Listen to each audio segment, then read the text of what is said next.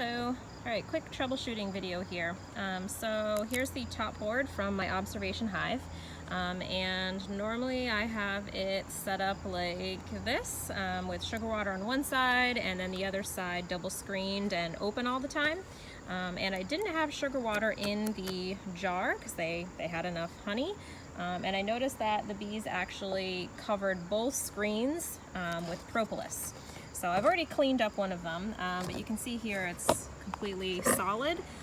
So later on, if they actually needed ventilation immediately, and this could happen, you know, when you move the hive to a new location, you know, it's closed up a bit and they might realize they need more air, they won't have it.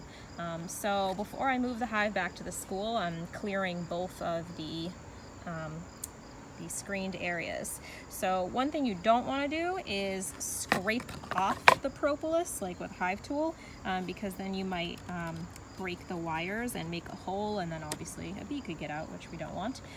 So what I do is I simply just boil some water and then pour it on through. And oops, sorry.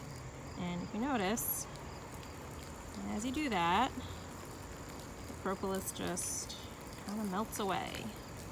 So it's a very easy way to clean out these holes. And I find that they start covering these things with propolis as soon as they realize there's no sugar water. But then later, they wish they were open. So I just, anytime I'm maintaining the hive or transporting it, I just take a moment to clear it off. Sometimes bees are smart, but sometimes they make poor decisions. Alright. And then I would just, while it's still kind of soft, dab it with a paper towel. And this side had a little bit of wax on it too, so I'm going to do one more round to get it totally cleaned off. Alright, and that's it.